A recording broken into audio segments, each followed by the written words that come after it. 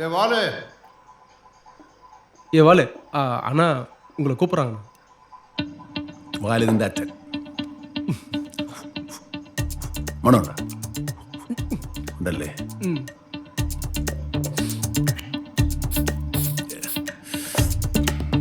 Okay അല്ലേ? ஓகேண்ணா. எங்க போயிட்ட? ഞാൻ ഉള്ള നിനക്കെന്താ വല്ലാത്തൊരു ക്ഷീണം? കുറച്ച് മോരും വെള്ളം എടുക്കട്ടെ? கொஞ்சம் குடி.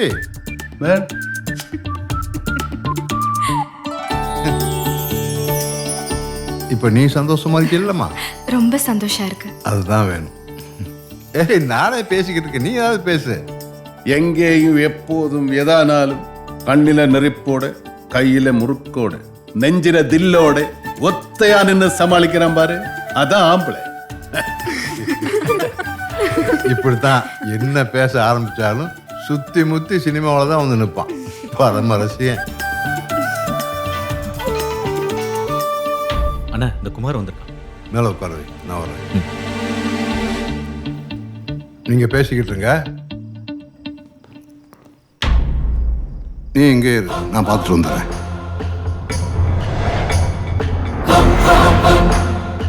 വണക്കം അണ്ണാച്ചി. വണക്കം. എന്റെ കാസ്റ്റ് കാര്യം എന്തായി? കൊണ്ടുവന്നിട്ടുണ്ടോ? അത് പറയാൻ വേണ്ടിട്ടാ ഞാൻ വന്നത്. അത് പറയാൻ എന്നോടല്ലോ ഞാൻ വരാൻ പറഞ്ഞത്.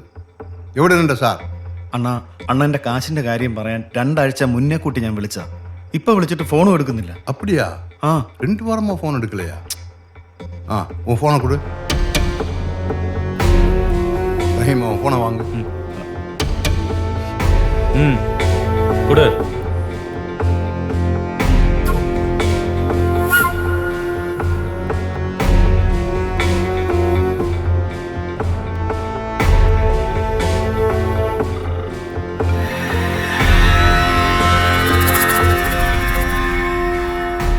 എന്താടാ കുമാറേ, നീളെ കണ്ടോ? എന്താ നിന്റെ അണ്ണാച്ചി പറയുന്നേ? എന്തൊക്കെയുണ്ട് സാർ? നിങ്ങളുടെ ബിസിനസ് ഒക്കെ നന്നായിട്ട് പോകുന്നുണ്ടോ? അണ്ണാച്ചി ഞാനിങ്ക കൊഞ്ചം പ്രശ്നയിലിരിക്കെ. നീ മലയാളത്തിലേ പേശ. വിളിച്ചപ്പം ഫോൺ എടുക്കായിരുന്നതേ, ഇവിടെ കുറച്ച് പ്രശ്നങ്ങളായിരുന്നു. അതുകൊണ്ടാ അണ്ണാച്ചി തന്ന പൈസ കൊണ്ട് എടുത്ത പടവേ ഇവിടെ ഫ്ലോപ്പായി പോയി. അതാ ഞാൻ പൈസ തരാനായിട്ട്. ഫ്ലോപ്പോ? படத்தோட சக்ஸஸ் மீட் யூடியூப்பில் பார்த்தோம். என்ன சார் ஏமாத்த பார்க்குறியா? பணம் என்ன ரோட்டில் குட்டி கிடக்கு, வர்றவன் போகிறதுக்குலாம் அள்ளி விடுறதுக்கு. உண்மையிலேயே நீ கஷ்டப்படுறேன்னா இப்போ நான் உனக்கு ஹெல்ப் பண்ண ரெடி. ஆனால் நம்பிக்கை துரோகம் பண்ண என்னால் தாங்கிக்க முடியாது. மரியாதையாக பணத்தை கொடுத்துரு, இல்லைன்னா என்னோட வேற ஒரு முகத்தை பார்ப்பேன். എൻ്റെ അണ്ണാച്ചി പേടിപ്പിക്കല്ലേ? അയ്യോ സാർ, ഞാൻ നിങ്ങളെ പേടിപ്പിച്ചതല്ല. ഇനി കാശിൻ്റെ കാര്യം പറഞ്ഞ് ഞാൻ നിങ്ങളെ വിളിക്കുന്നില്ല. உனக்கு 2 நாள் டைம் கொடுக்குறேன். அதுக்குள்ள நீ நேரில் வந்து செட்டில் பண்ணிடணும். இல்லை நீ பணம் வாங்கும்போது கொடுத்திய பினாமி டாக்குமெண்ட்ஸ், அதில் இருக்கிற வீடு, எஸ்டேட்டு, காரு அத்தனையும் தூக்கிடுவேன். അല്ല ഞാനിപ്പോൾ എന്ത് ചെയ്യണമെന്ന് അണ്ണൻ പറയുന്നത്? நீ நேரில் வா, பேசிக்கலாம். சென்னையில இருந்து மூர்த்தி சார் கூப்பிடுறாரு. நாளைக்கு வரும்னு சொல்லு சார். சரி, கொடு, நானே பேசிடுறேன். அண்ணா, தம்பியை நாளைக்கு அனுப்பிச்சி வைக்கிறேன். நல்லபடியாக பார்த்து 2 நாளில் முடிச்சு அனுப்புங்க. சரிங்க அண்ணா.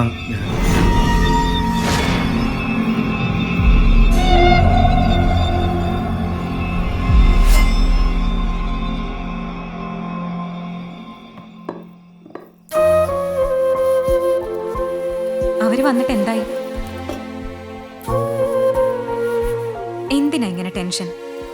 ആ പൈസയുടെ കാര്യം മറക്കാൻ പറഞ്ഞതല്ലേ?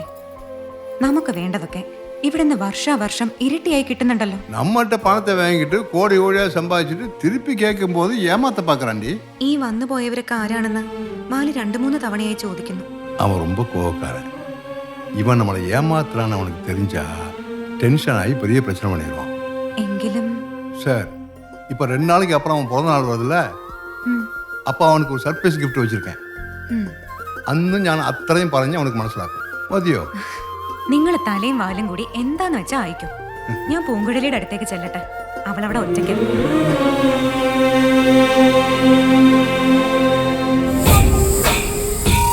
അപ്പം ഞാൻ പറഞ്ഞു വരുന്നത് എന്താണെന്ന് വെച്ചാൽ എന്തെങ്കിലും ചെയ്യാനാണെങ്കിൽ ഇപ്പം ചെയ്യണം. ആ വാല് 2 ദിവസം അവിടെ ഇല്ല. ചെന്നൈക്ക് പോവാ. അണ്ണാ ഇതാണ് ബെസ്റ്റ് ടൈം. നിങ്ങൾക്ക് പറ്റുകയില്ലെങ്കിൽ വിട്ടേക്ക്. പക്ഷെ രംഗണ്ണ, നിങ്ങളെയൊക്കെ അവമാനിച്ച് വീടിൻ്റെ പുറത്തിറങ്ങാൻ പറ്റാതാക്കിയിട്ട് അവനും അവളും കൂടെ നാളെ ശാന്തി മുഹൂർത്തം ആഘോഷിക്കും.